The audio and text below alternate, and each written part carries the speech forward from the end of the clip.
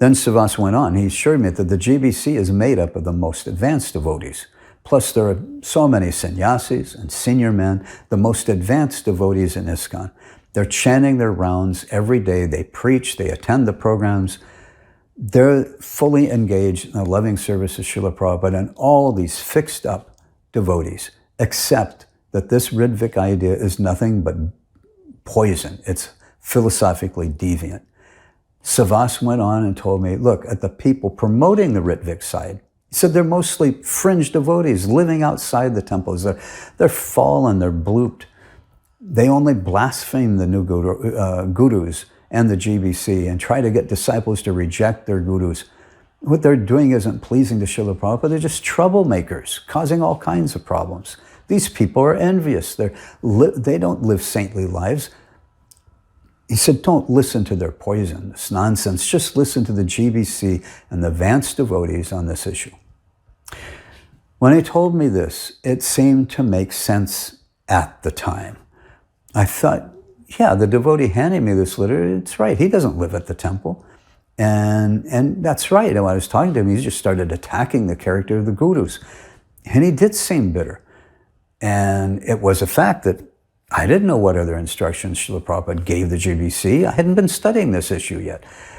So I shouldn't base everything on just one letter, I thought, like Svavas was telling me, even though Srila Prabhupada had written that letter for us to read and base our conclusions on just that one letter. But anyway, that's a point I'll make later. But anyway, at that time, I was open and,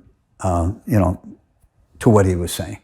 So yes, many of the senior devotees, I thought, who are in good standing, they accept the GBC's views.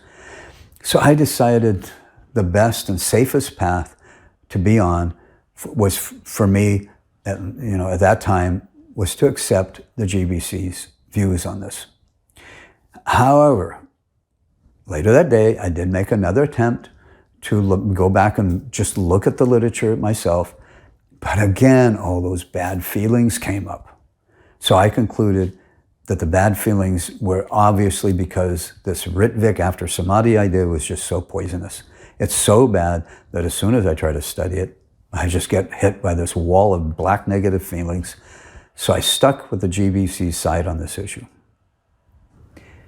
Let me insert here, however, that one of the arguments Svavas gave against the Rtvik-RAS supporters was that he said they were bitter, envious, and blooped or living on the fringe and no longer living at the ISKCON centers. I didn't think about it at the time, but just 10 years earlier, Rameshwar and Bhagawan had tried to kick me out of ISKCON. Bhagawan had called me a fringe devotee and told me I had been blacklisted and would never be allowed to engage in service in ISKCON again. They took away my services. Rameshwar stopped all the funding for the Fate Museum project, which was a project very dear to Srila Prabhupada. And he had given me just a 2-week eviction notice, threatening to throw me, my wife, and all our belongings onto the street.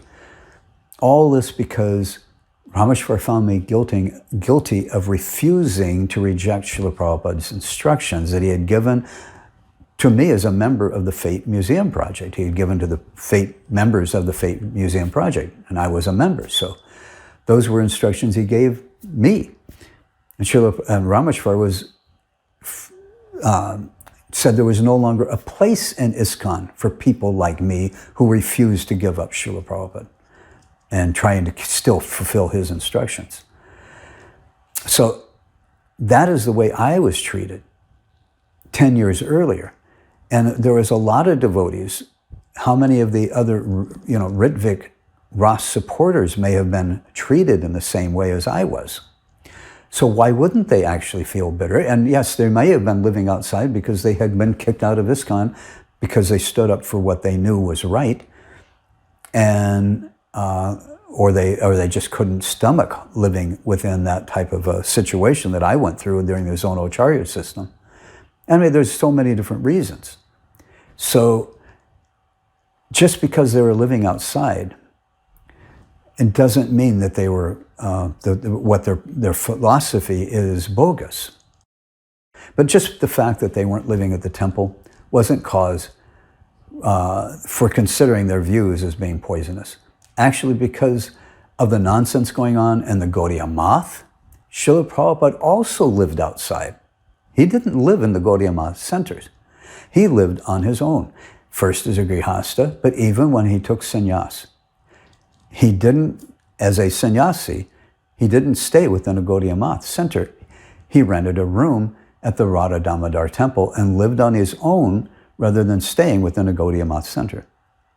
The idea that we should reject these devotees and their understandings on this issue simply because they're bitter and no longer living in the ISKCON centers is not right. It's wrong.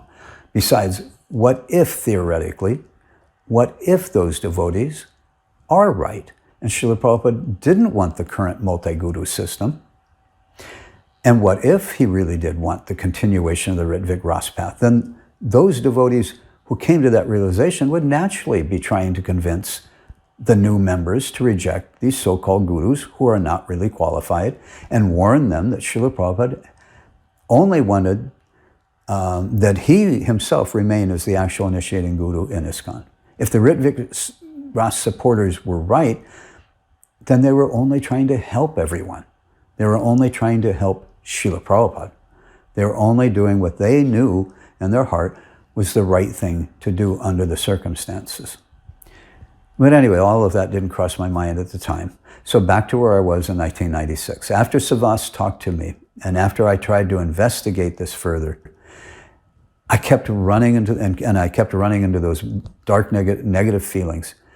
I became convinced the Rtvik-RAS path truly was bogus, and it really was poisonous.